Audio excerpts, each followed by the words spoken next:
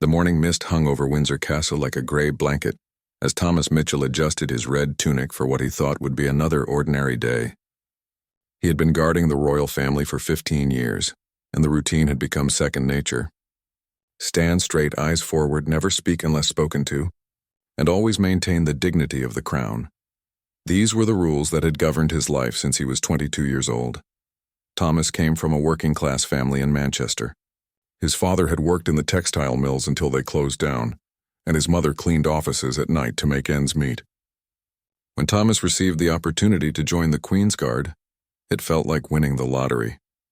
The steady pay, the respect that came with the uniform, and the chance to serve something greater than himself had transformed his life completely. Over the years, Thomas had witnessed countless royal events, state visits, and family moments from his silent post. He had learned to read the subtle signs of royal protocol, understanding when to step forward and when to remain invisible. The job required more than just standing still.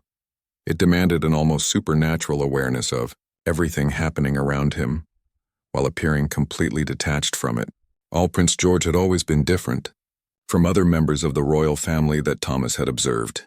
Even as a young child, the prince seemed to notice things that others missed. While his siblings might rush past the guards without a second thought, George would sometimes pause and offer a small nod of acknowledgement. It was subtle, almost imperceptible. But Thomas had noticed these moments over the years. The prince was now approaching his teenage years, and Thomas had watched him grow from a curious child into a thoughtful young man. Unlike the stereotypical image of privileged royalty, George often seemed uncomfortable with the excessive formality that surrounded him. Thomas had observed how the prince would sometimes linger in conversations with staff members, asking about their families or their work with genuine interest that went beyond mere politeness. On this particular Tuesday morning, Thomas was stationed at the east entrance of the castle, a position he had held hundreds of times before. The autumn air was crisp and the leaves on the ancient oak trees were beginning to turn golden. It was the kind of morning that made Thomas grateful for his role. Despite the long hours and physical demands of standing motionless for extended periods, Prince George was scheduled to depart for school shortly after 8 o'clock, and Thomas could hear the familiar sounds of morning preparations echoing through the corridors behind him. The soft footsteps of staff members, the distant sound of conversation, and the occasional bark from one of the royal corgis created a symphony of daily life that Thomas had grown to appreciate over the years. What Thomas didn't know was that this morning would mark the beginning of a series of events that would challenge everything he thought he understood about duty, compassion, and the true meaning of service. As he stood at attention, maintaining his stoic expression and perfect posture, he had no idea that Prince George had been quietly observing him for weeks, noticing something that everyone else had missed. The prince had developed a habit of arriving at the east entrance a few minutes early each morning, not because he was eager to leave for school, but because he had begun to notice subtle changes in Thomas's demeanor. Where others saw an unchanging figure in a red tunic, George had observed the slight tremor in Thomas's hands on certain days, the way his breathing sometimes became labored during longer periods of standing, and the barely perceptible wince that would cross his face when he thought no one was watching. George's tutors had taught him about observation and empathy as essential qualities of leadership, but his concern for Thomas went beyond academic lessons. There was something about the guard's quiet dignity and unwavering commitment that had earned the prince's genuine respect. Thomas represented a kind of service that George was being trained to both receive and, someday, to inspire in others. As the morning progressed, Thomas maintained his position with the same dedication he had shown every day for 15 years. His back ached from an old injury sustained during military training, and his feet had gone numb from standing on the cold stone floor, but these discomforts were simply part of the job. He had learned long ago to push through physical pain in service of his duty. The irony was not lost on Thomas, that while he protected and served one of the most privileged families in the world, his own family struggled with challenges that his royal salary could help address but not entirely solve. His younger sister needed surgery that the National Health Service couldn't provide quickly enough, and his aging parents required care that stretched the family's resources thin. Thomas had never mentioned these personal struggles to anyone at the palace, maintaining the professional distance that his position required. Unknown to Thomas, Prince George had been quietly gathering information about the guards who served his family, not in an intrusive way, but through casual conversations with staff members and careful observation of the people who dedicated their lives to royal service.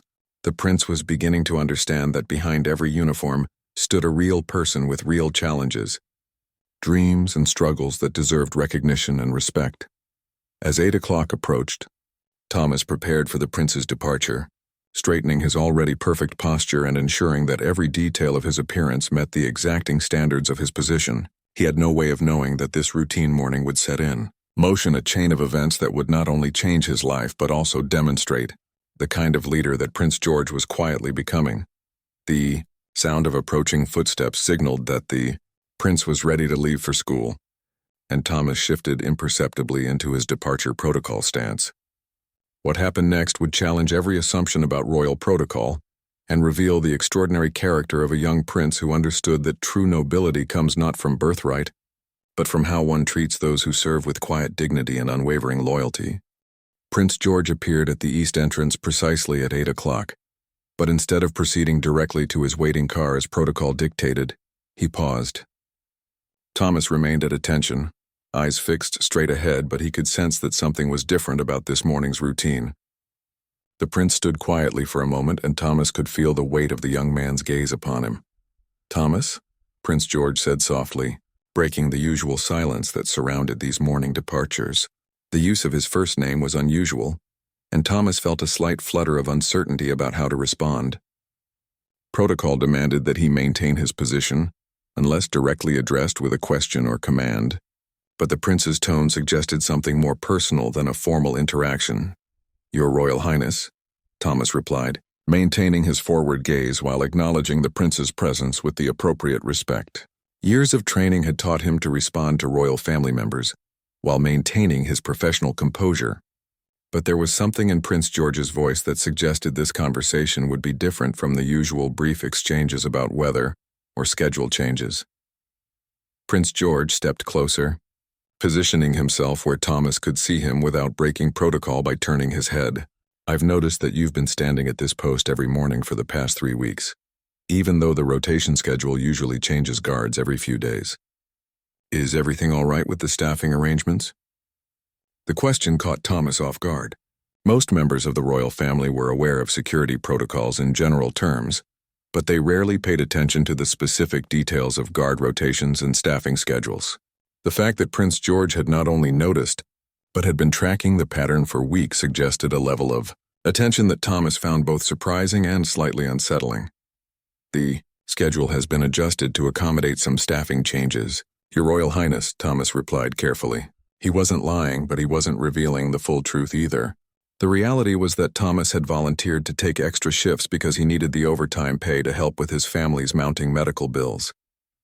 His sister's condition had worsened, and the private treatment she needed was becoming increasingly expensive. Prince George nodded thoughtfully, but his expression suggested that he wasn't entirely satisfied with the explanation. "I see, and how are you finding the extended hours? It must be quite demanding to maintain this level of alertness and professionalism for such long periods." Thomas was struck by the genuine concern in the prince's voice. In 15 years of service, he had received compliments and acknowledgments from various members of the royal family, but this felt different. Prince George wasn't making polite conversation or offering perfunctory thanks. He was asking questions that suggested he had been genuinely observing and thinking about the welfare of the staff who served his family. "I am managing well, Your Royal Highness. It is my honor to serve," Thomas responded, falling back on the formal phrases that had served him well throughout his career. But even as he spoke the words, he was aware that they didn't fully capture the complexity of his situation. The honor of service was real and deeply felt, but so was the physical strain of working longer hours than his body could comfortably handle. Prince George was quiet for a moment, and Thomas could sense that the young man was considering his next words carefully. When the prince finally spoke, his voice carried a weight that seemed beyond his years. "Thomas, I want you to know that your service doesn't go unnoticed. Not just by the security department or the household staff, but by my family and by me personally." The words hit Thomas with unexpected force.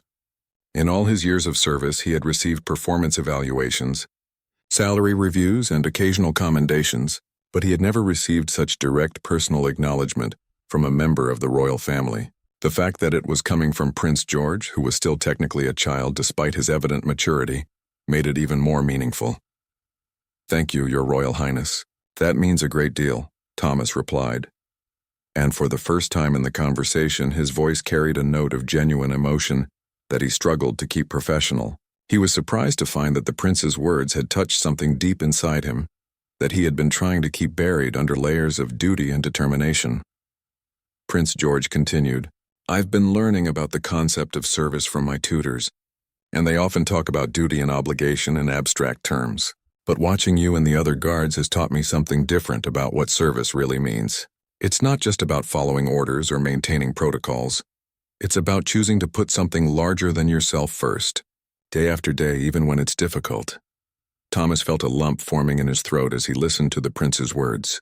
The young man was articulating something that Thomas had felt, but had never been able to express so clearly. His service to the crown wasn't just a job or even just a career. It was a fundamental part of who he had become over the past 15 years. "I've also learned," Prince George continued, "that true leadership isn't about being served, but about recognizing and supporting those who choose to serve. My grandmother taught me that the crown's greatest strength comes from the loyalty and dedication of people like you, and that we have a responsibility to ensure that such service is valued and protected." The mention of the Queen brought additional gravity to the conversation. Thomas had served during her reign and had always been inspired by her example of duty and dedication. To hear that she had spoken about the importance of recognizing service made his own sacrifice feel more meaningful and connected to something larger than his personal circumstances. As they continued to talk, Thomas began to realize that this conversation was not a spontaneous moment of royal curiosity. Prince George's questions were too specific, his observations too detailed, and his words too carefully chosen. The prince had been planning this conversation, which meant he had been thinking about Thomas's situation for some time. The implications of this realization were both flattering and slightly overwhelming. Thomas had always understood that his job was to remain invisible, to provide security and service without drawing attention to himself or his personal circumstances. The fact that Prince George had not only noticed him but had been actively concerned about his welfare suggested that perhaps the traditional boundaries between royalty and staff were more permeable than he had assumed. What Thomas didn't yet understand was that this conversation was only the beginning of Prince George's plan to address what he had observed. The prince had spent weeks researching protocols, consulting with advisors, and carefully considering how to help without overstepping boundaries or creating awkward situations that might jeopardize Thomas's position or dignity. The conversation between Prince George and Thomas was interrupted by the arrival of the prince's security detail, signaling that it was time for the departure to school. However, instead of ending their discussion abruptly, Prince George turned to his security coordinator and requested a 5-minute delay, citing the need to review some papers that he had supposedly forgotten in his study. Thomas understood that this was a diplomatic way for the prince to extend their conversation without drawing undue attention from the other staff members who might be observing the unusual interaction. The prince's social awareness and consideration for how his actions might affect others was becoming increasingly apparent with each passing moment. "Thomas," Prince George said quietly, "I'd like to ask you something, and I want you to feel free to answer honestly. If there were ways that the household could better support the guards and staff who serve here, what would be most helpful? Not necessarily for you specifically, but in general terms." The question was carefully phrased to allow Thomas to speak about broader issues without having to reveal personal details about his own situation.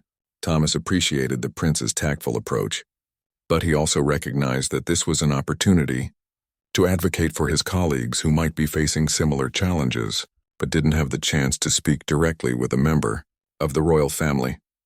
"Your Royal Highness, I think most of the staff would appreciate more flexibility in the benefits package, particularly around healthcare coverage for family members," Thomas replied thoughtfully. "Many of us have been here for years, but the standard coverage doesn't always extend to the specialized care that our families might need." Prince George nodded seriously, and Thomas could see that the prince was mentally noting this information. That makes perfect sense. Healthcare costs can be overwhelming, especially for specialized treatments. Are there other areas where the current support system could be improved? Thomas considered the question carefully.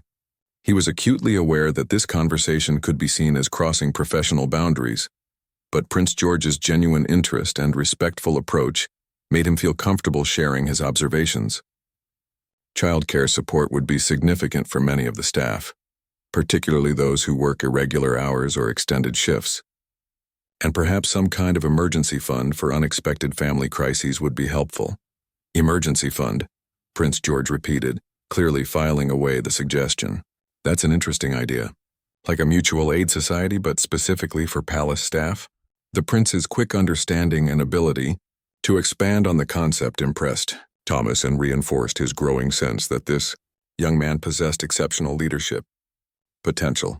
As they continued their discussion, Thomas began to realize that Prince George was conducting an informal but systematic review of staff welfare.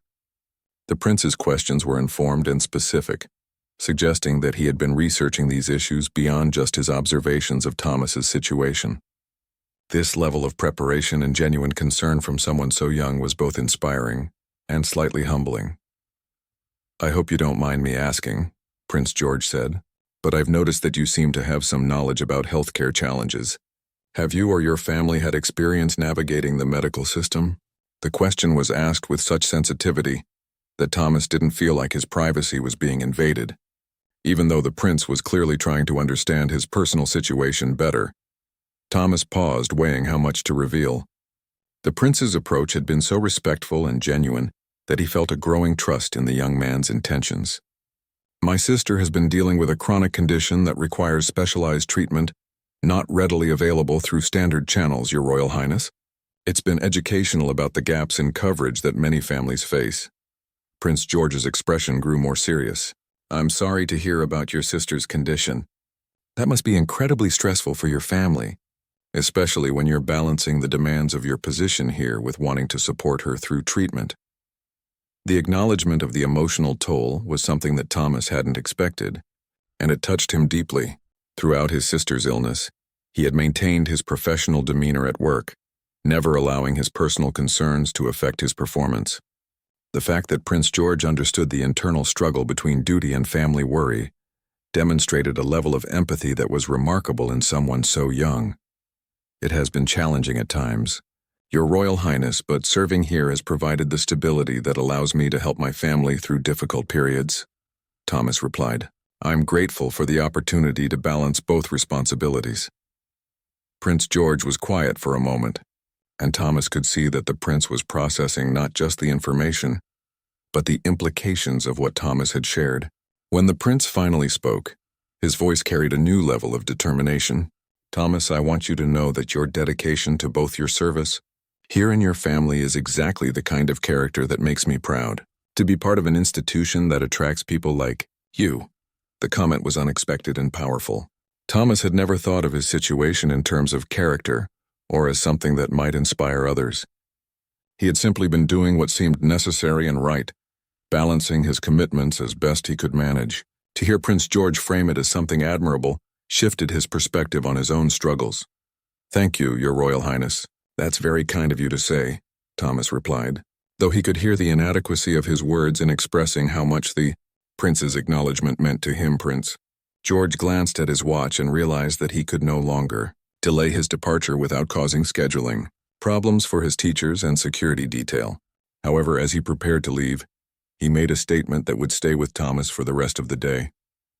"Thomas, I want you to know that this conversation has been one of the most valuable lessons I've received about what leadership really means. I hope we can continue this discussion soon, and I want you to feel comfortable approaching me if there are ever ways that I can help support you or any of your colleagues in your service here." The offer was unprecedented in Thomas's experience. The idea that a member of the royal family would not only invite further conversation, but would actively seek ways to provide support was beyond anything he had imagined possible. As Prince George walked toward his waiting car, Thomas remained at his post, but his mind was reeling from the implications of what had just occurred. What Thomas didn't realize was that Prince George was already formulating a plan that would address not just the immediate concerns they had discussed, but would also challenge some of the traditional protocols around how the royal household supported its staff. The prince's next steps would require careful navigation of palace politics and protocol, but his determination to act on what he had learned was already solidifying into concrete action.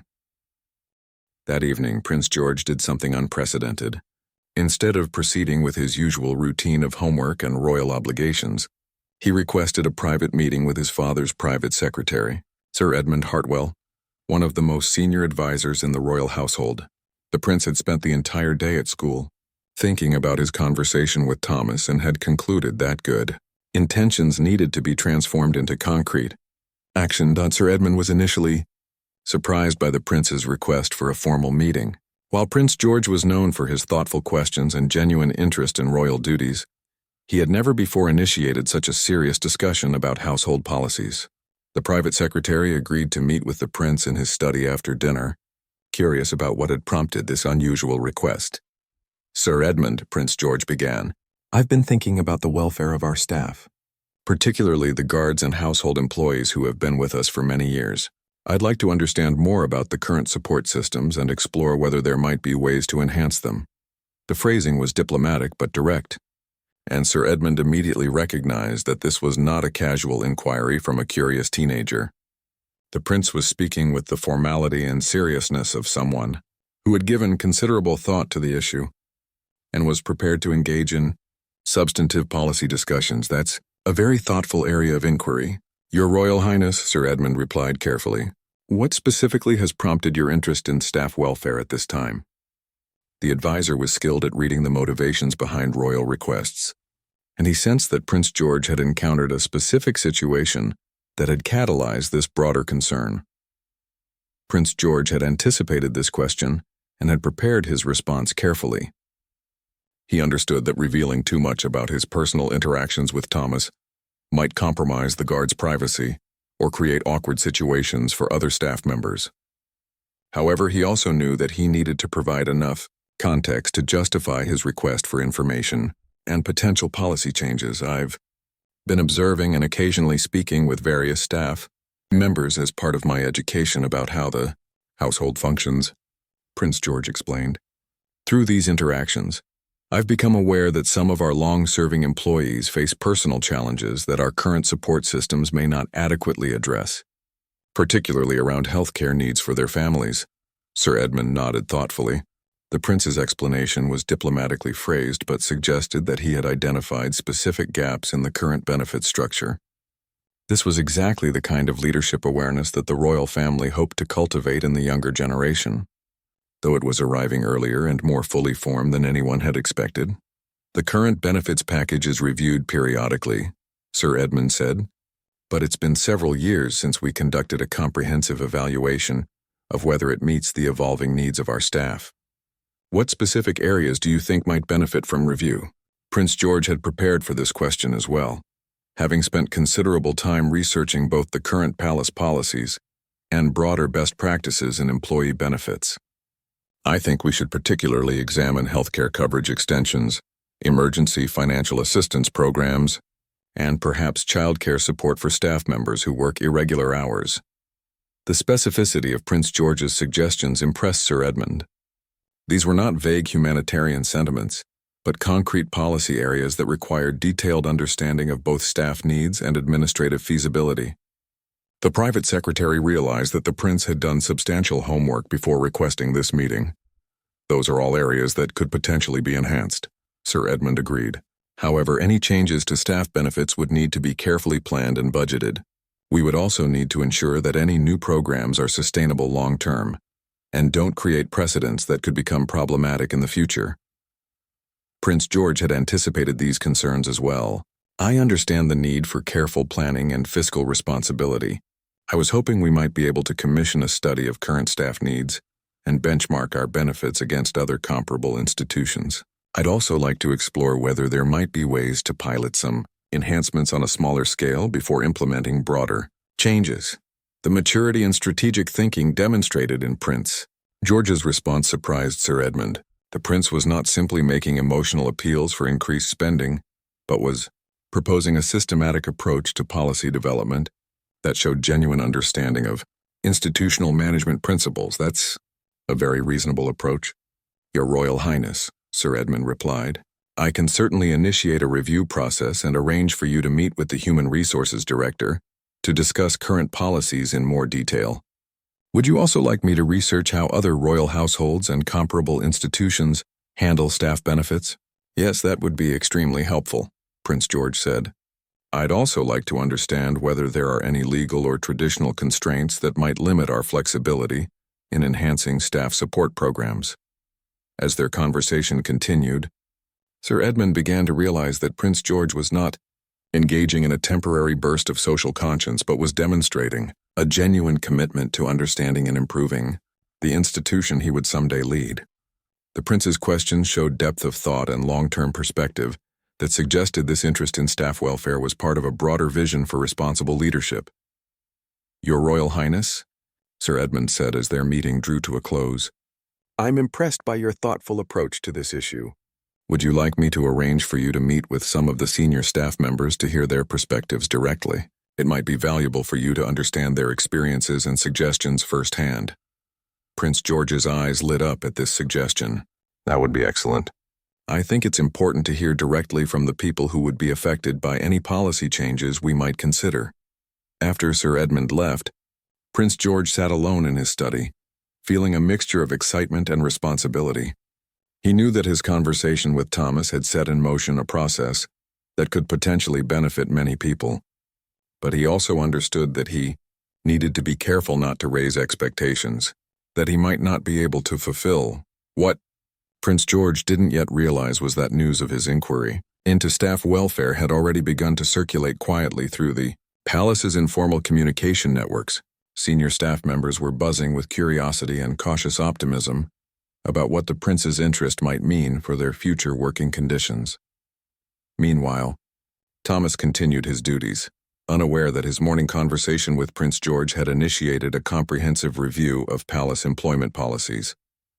He had been moved by the prince's kindness and attention, but he had no idea that their brief exchange was about to transform not just his own circumstances, but the working lives of dozens of his colleagues throughout the royal household. The stage was set for changes that would challenge traditional palace protocols and demonstrate a new model of royal leadership based on genuine care for the people who dedicated their lives to service. 3 weeks after his initial conversation with Sir Edmund, Prince George had become deeply involved in a comprehensive review of palace staff benefits. He had met with the Human Resources Director, reviewed budget allocations, and studied benefit structures from other major institutions. More importantly, he had begun conducting informal interviews with long-serving staff members to understand their experiences and needs directly. These conversations had been revelatory for the prince. He discovered that Thomas's situation was not unique. Many dedicated employees were struggling with family health care costs, elder care responsibilities, and the financial pressures of maintaining households on salaries that, while respectable, hadn't kept pace with the rising costs of living in the London area. During this period, Thomas had noticed subtle changes in the palace atmosphere. There seemed to be more interest from senior management in staff welfare, and several colleagues had mentioned being approached for feedback about their working conditions and benefit needs. Thomas suspected that his conversation with Prince George might have contributed to this increased attention, but he had no idea of the extent of the prince's involvement. The breakthrough moment came when Prince George learned about the specifics of Thomas's sister's medical situation. Through careful and respectful inquiry, the prince had discovered that she needed a surgery that could significantly improve her quality of life. But the waiting list through the National Health Service was over a year long, and the cost of private treatment was beyond what Thomas's family could afford, even with his overtime work. Prince George faced a delicate challenge. He wanted to help Thomas directly, but he needed to do so in a way that preserved the guard's dignity and didn't create awkward precedents or uncomfortable dynamics within the staff hierarchy. The prince spent considerable time consulting with advisors about how to approach such a situation appropriately. The solution Prince George developed was both innovative and respectful. Rather than offering direct financial assistance to Thomas, which might have been seen as charity or favoritism, the prince proposed the creation of an emergency medical fund for all palace staff. This fund would be designed to help employees and their immediate family members access urgent medical care that wasn't readily available through standard coverage. The proposal required careful navigation of palace bureaucracy and royal protocols. Prince George had to present the idea to multiple levels of household management, justify the expenditure from royal funds, and ensure that the program could be administered fairly and sustainably. The process took weeks of meetings, revisions, and approvals, but the prince's persistence and well-researched arguments eventually won support from the senior household staff. When the emergency medical fund was finally approved and announced to the palace staff, the response was overwhelmingly positive. Many employees had been struggling with similar situations, and the knowledge that emergency medical assistance was available provided tremendous peace of mind for families throughout the household. Thomas learned about the new benefit during a staff meeting, and he immediately understood that his conversation with Prince George had likely contributed to this development. However, the prince had been careful to ensure that the program appeared to be the result of a routine benefits review, rather than a response to any individual situation, protecting Thomas from any potential awkwardness or unwanted attention from his colleagues. The timing of the announcement was particularly meaningful for Thomas, as his sister's condition had recently worsened, and the family had been facing the difficult decision of whether to take on significant debt to pay for private treatment. The new emergency medical fund provided exactly the solution they needed, allowing Thomas's sister to receive the surgery she required without creating financial hardship for the family. When Thomas approached the Human Resources Office to inquire about accessing the emergency fund, he was surprised by the efficiency and sensitivity of the process. The application was straightforward, the approval came quickly, and the staff administering the program treated his request with complete professionalism and confidentiality. A few days after Thomas had submitted his application, Prince George made an unusual request to his security detail. Instead of taking his usual route to school, he asked to leave through the east entrance where Thomas was stationed. This deviation from routine required security clearance and schedule adjustments. But the prince insisted that it was important for reasons he preferred not to explain. When Prince George appeared at the east entrance that morning, Thomas was standing at his usual post, maintaining his professional composure despite the emotional relief he was feeling about his sister's upcoming surgery. The prince approached with his characteristic combination of formality and warmth. "Good morning, Thomas," Prince George said quietly. "I trust you and your family are well?" The question was casual enough to be routine, but Thomas heard the underlying concern and genuine interest. "Very well, thank you, Your Royal Highness.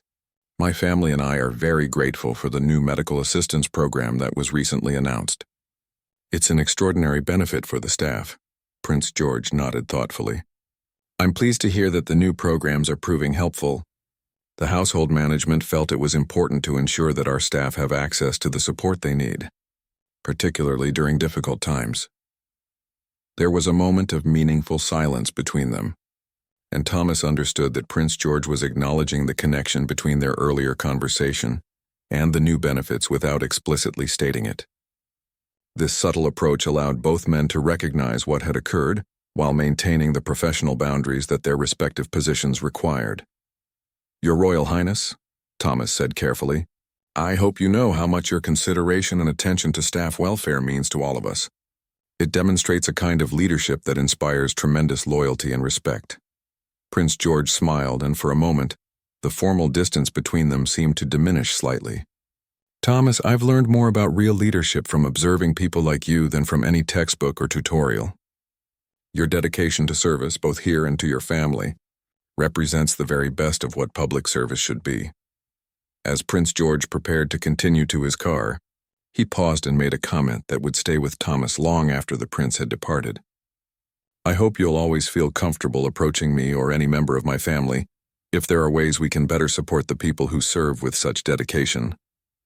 Your insights and those of your colleagues are invaluable in helping us become the kind of institution that truly deserves the service it receives." The conversation was brief, but its impact on Thomas was profound. He realized that Prince George had not only listened to their earlier discussion, but had acted on it in a way that helped not just Thomas's family, but potentially dozens of other staff members who might face similar challenges in the future. As Thomas watched Prince George's car disappear down the drive, he felt a renewed sense of purpose in his role and a deep appreciation for serving under a future monarch who understood that true leadership meant caring for the people who make service possible. 6 months after the emergency medical fund had been established, Thomas found himself facing an unexpected turning point in his career. His sister's surgery had been completely successful, and she was recovering better than anyone had dared to hope. The relief and gratitude Thomas felt were immeasurable, but they had also prompted him to reflect deeply on his future and what he wanted to do with the rest of his working life. The experience of seeing Prince George's compassionate leadership in action had changed Thomas's perspective on service and duty. He had always been proud of his role as a royal guard, but his interactions with the prince had shown him a different model of how service could work, one based on mutual respect, genuine care, and active concern for the welfare of others. During this period of reflection, Thomas had been approached by a private security firm that specialized in training corporate security personnel. They had heard about his experience and exemplary record with the Royal Guard and were offering him a position as a senior trainer. The job would pay significantly more than his current role, provide better benefits for his family, and offer opportunities for career advancement that weren't available within the traditional structure of royal service. The decision was agonizing for Thomas. After 15 years of dedicated service, the idea of leaving felt like abandoning not just a job, but a fundamental part of his identity. However, he also recognized that his family's needs were changing, and the financial stability offered by the new position would provide security for his parents' aging years and his sister's continued recovery. Thomas struggled with the decision for weeks, seeking advice from trusted colleagues and family members. Everyone understood the practical advantages of the new opportunity, but they also recognized how much his royal service meant to him personally. The conflict between duty and practical necessity was tearing at Thomas in ways that reminded him of the challenges he had faced during his sister's illness. Finally, Thomas made the difficult decision to submit his resignation. He followed all the proper protocols, giving the required notice and ensuring that his departure wouldn't create security gaps or inconvenience for his colleagues. The process was handled with the professionalism and dignity that characterized the royal household. But Thomas felt a deep sadness about ending this chapter of his life. Word of Thomas's impending departure reached Prince George through the normal, administrative channels that kept the royal family informed about household personnel changes. However, the prince's reaction was far from routine. Instead of simply acknowledging the information, Prince George requested a private meeting with Thomas before his departure. The meeting was scheduled for Thomas's last day of service, and it took place in a small private office rather than during the formal changing of guard ceremonies. Prince George wanted to ensure that their conversation could be personal and meaningful, without creating a spectacle that might embarrass Thomas or complicate the transition for his replacement. "Thomas," Prince George began as they settled into chairs in the quiet office, "I want to thank you personally for your 15 years of dedicated service. But more than that, I want to thank you for the lessons you've taught me about what real service means." Thomas was deeply moved by the prince's words, but he was also carrying a burden of guilt about his decision to leave. "Your Royal Highness, I hope you understand that my decision to leave isn't a reflection of any dissatisfaction with my service here. The opportunities you've provided, especially the medical assistance program, have been extraordinary." Prince George held up a hand to stop Thomas's explanation. "Thomas, you don't need to justify your decision to anyone, least of all to me. You've given 15 years of your life to serving my family, and you've done so with distinction and honor. The fact that you're now choosing to pursue opportunities that will better provide for your family's future is exactly what I would hope for. Someone of your character and abilities." The prince's understanding and support were overwhelming for Thomas. He had expected perhaps some disappointment or formal acknowledgement of his service, but Prince George's genuine happiness for his new opportunity was something he hadn't anticipated. "What you've shown me," Prince George continued, "is that true service isn't about blind loyalty to an institution, but about bringing your best self to whatever role you undertake. You've served my family excellently, and now you're going to serve in a different capacity, training others to provide the same kind of dedicated protection that you've given us." Thomas felt tears forming in his eyes as he listened to Prince George's words. The prince was framing his departure not as abandonment, but as an extension of his service, a way of sharing the skills and dedication he had developed during his years as a royal guard. "I want you to know," Prince George said, "that the conversations we've had and the example you've set have fundamentally changed how I think about leadership. When I'm older and have more responsibility for this institution, I want to ensure that we continue to find ways to support people like you who choose to dedicate themselves to service." As their meeting drew to a close, Prince George made an unexpected offer. "Thomas, I know you'll be training security personnel in your new role, and I imagine that some of them might eventually seek positions in royal protection. I hope you'll feel comfortable recommending candidates who share your values and approach to service. In a way, you could continue to contribute to the quality of royal protection even from your new position." The offer was both generous and practical. It provided a way for Thomas to maintain a connection to royal service, while acknowledging that he was moving on to a new phase of his career. More importantly, it demonstrated Prince George's understanding that good people should be helped to succeed rather than made to feel guilty for pursuing better opportunities. As Thomas left the palace for the final time as a member of the Royal Guard, he carried with him not just memories of 15 years of faithful service, but also a profound appreciation for a young prince who had shown him what enlightened leadership could look like. Prince George had transformed what could have been a painful and guilt-ridden departure into an affirmation of Thomas's worth and a celebration of his future possibilities. Years later, Thomas would often reflect on those final conversations with Prince George when training new security personnel. He would teach them not just about protection techniques and protocols, but about the importance of dignity, respect, and genuine care in all professional relationships. The prince's example of compassionate leadership became a cornerstone of Thomas's own approach to mentoring others. Prince George's discreet act of grace had extended far beyond helping one guard through a family crisis. It had created a ripple effect of better policies, enhanced staff welfare, and a new model of leadership that would influence countless others in the years to come. Most importantly, it had demonstrated that true nobility comes not from birthright or title, but from how one treats those who serve with quiet dedication and unwavering loyalty.